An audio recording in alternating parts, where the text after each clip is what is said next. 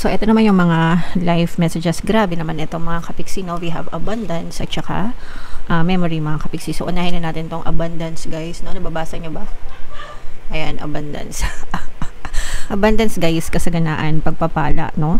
So, ito naman ay December, mga kapiksi, and true enough, marami talagang pinagpapala sa inyo ngayong buwan na to. Maraming masagana yung pamumuhay kasi, syempre, yung iba sa inyo, if not most, no?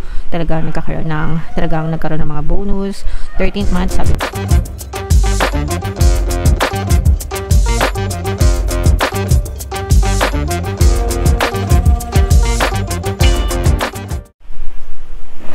Hello guys, hello Capricorn, welcome back to Pinoy Pixie Tarot. Ang pamagat ng episode natin for tonight is OOTM, Oracle of the Month, para ngayong December, guys, para sa Capricorn, Sun, Moon, Rising Sign, and Venus.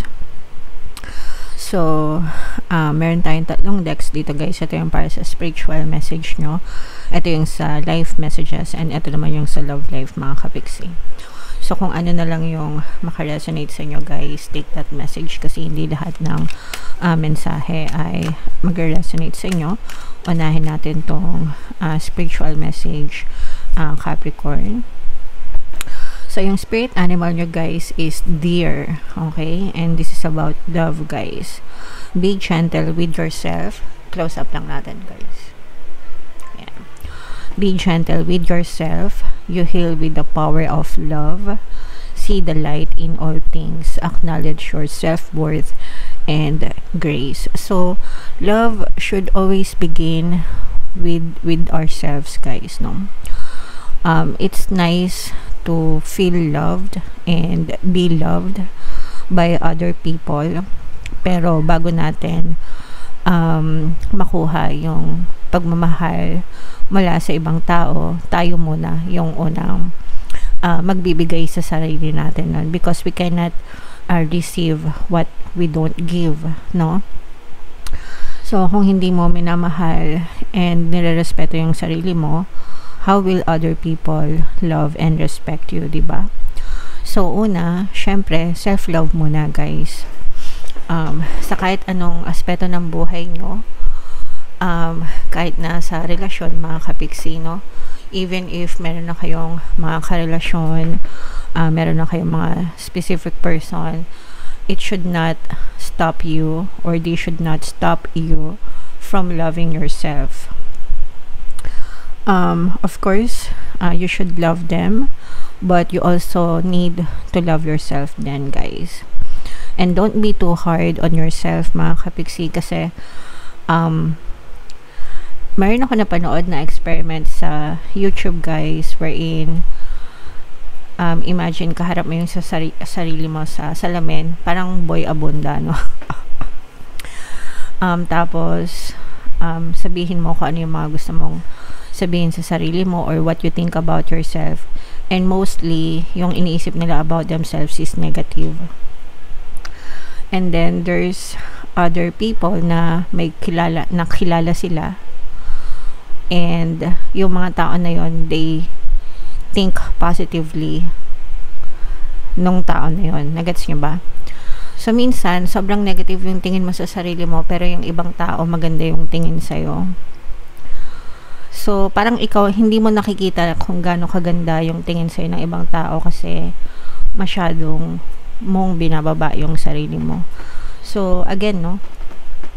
You should love yourself no matter what, mga kapiksi, and don't be too hard on yourself. Wag mong sisihin yung sarili mo palagi sa mga failures mo. We are bound to fail and succeed, and that's okay. Whether sumakses ka or mag-fail ka, that's fine, mga kapiksi. You can always rebound, pero ang importante is wag mawala yung magandang pagtingin mo sa sarili mo and pagmamahal mo sa sarili mo, guys. Okay? So, always see the light in all things, mga kapiksi. Palagi yung tingnan lahat ng mga magaganda na nangyayari sa buhay nyo, sa paligid nyo, guys. Okay? Alright. So, yan yung spiritual message for you, guys. Ito naman yung live messages natin mga kapiksi. Habang sinashuffle ko to, panoorin nyo muna yung video natin regarding sa ating paano mag-manifest ng abundance video cards. Kapiksi, sawa ka na ba sa mga struggles at hirap sa buhay mo? Masipag ka ba at masikap sa buhay ngunit hindi ka pa rin umaasenso? Ilang beses ka na bang nag-attempt magnegosyo at mag-invest pero palagi ka pa rin nalulugi? Sa pagkakataon na ito ay maaaring may subconscious beliefs ka na nagiging balakid sa iyong pag-unlad at pagyaman. Introducing, paano mag-manifest ng abundance video course. Dito ay matututunan mong ma-overcome ang mga balakid mo para tuluyan ka ng umunlad, umasenso, sumagana, maging matagumpay, successful at maswerte sa iyong kabuhayan, pera, trabaho, negosyo sa lapi at kaperahan ng bonggang-bongga.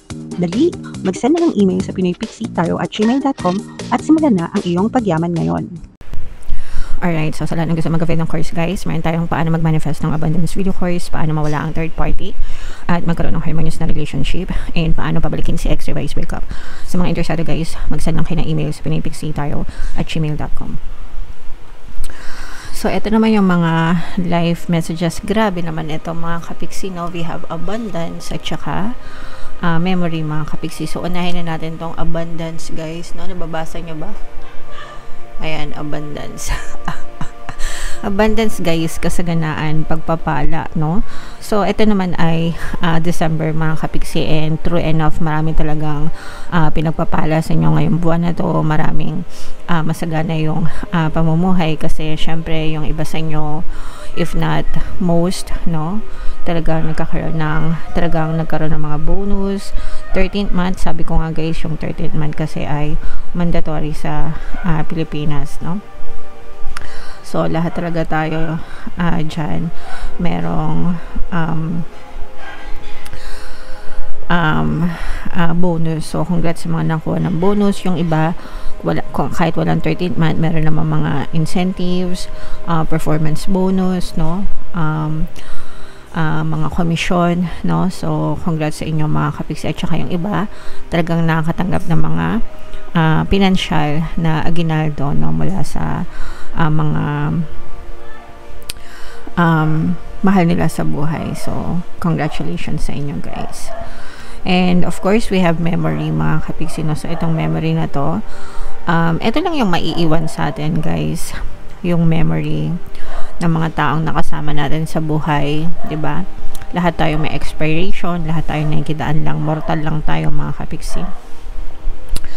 And it's either mauna tayo or mauna sila sa atin sa pagyao. So we have to make as much as memories as we can, no? Sa panahon ngayon, 'di ba, digital, lahat ang dali lang mag video, ang dali lang mag-capture ng mga photos, 'di ba? Hindi kagaya dati, kailangan mo pa ng camera, papadevelop mo pa. So at least ngayon, madali na mga kapiksi. Mag-video kayo, picture kayo, create memories together, mag-bonding kayo, lumabas kayo ng mga mahal nyo sa buhay mga kapiksi. Ang importante is you capture those memories, and kung sino man yung mauna sa atin, whether sila or tayo, at least may mga magagandang memories tayo na babalik-balikan guys. Okay? So, yan yung live messages para sa inyo guys. Ito naman yung ating love life messages mga kapiksi. And habang sinashuffle ko to guys, no, naka-upload na yung inyong 2026 videos guys. So, sa bawat zodiac sign, punta lang kayo sa homepage natin mga kapiksi. So, ito yung mga love life messages sa inyo. Kung ano lang yung makaresonate guys, take that message kasi iba-iba naman kayo ng sitwasyon guys. So, yung first message para sa inyo, when it comes to matters of the heart, there is no right or wrong. Every choice you make expands your understanding of life and love. I beg to disagree, merong maling pag-ibig mga kapiksi. Yan yung pakikiapid guys. Even sa Bible, nakasulat yung pakikiapid na yan. So that's wrong sa mata ng Diyos at sa mga mata ng tao mga kapiksi. So kung alam mo na nasa ganong sitwasyon ka, it's never too late na magbago, no? Sometimes we make mistakes dahil sa mga temptasyon. Minsan nagiging biktima rin tayo ng circumstance kasi yung ibang third party or kabet, hindi naman nila alam na kabit pala sila, kasi tinago ng mga jowa nila. So, mga ganong klaseng circumstance. And, syempre, pagka ganon, biktima lang din kayo. Pero if nalaman yun na yung totoo, diba? Still, meron pa rin kayong chance na itama yung mga pagkakamali. And yung mga sinadyaan namang magkamali, no? Yung tipong alam na nilang bawal, pinilit pa, mga kapiksi.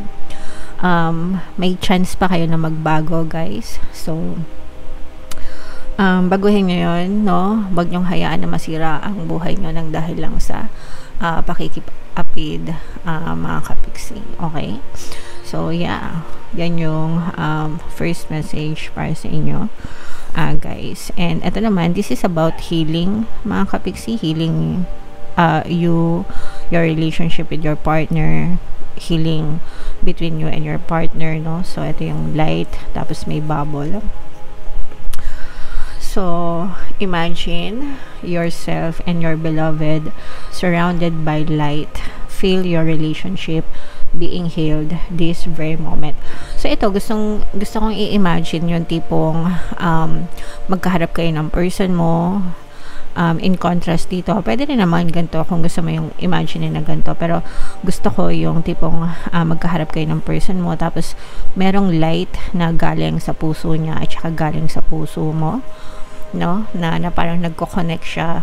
You are sending love to one another, tapos parang nasa loob kayo ng isang bubble, no? Ganun ako nag-i-imagine ng healing when it comes to relationship, mga kapiksi. So, that way, pares kayo nag-heal, you're sending love to one another, mga kapiksi, and you are being healed together as well. Guys, I always see pink bubbles kapag nag-i-imagine ako. And it's okay. Pink or red bubbles, or pwede ring white bubbles. Depende sa inyo, mga kapiksi, kasi kayo naman yung mag-i-imagine. Pero pag ako yung nag-i-imagine, I always see pink bubbles kasi. So, yeah. Alright? So, itry nyo yan, guys. Yung healing. Pwede kayong makinig din ng ating Ho'oponopono, guys, para sa healing nyo, pang sarili, and healing din sa relationship nyo. Meron din tayong pampabati na subliminal, guys, para magkabati kayo ng person mo if in case nagkakaaway kayo. Makakatulong din yun, guys. Okay? Alright, so yeah, ayan ang inyong mga oracle messages, guys. Comment down below. Ito yung favorite ko, guys, no? Oracle messages sa lahat ng series of episodes natin sa channel.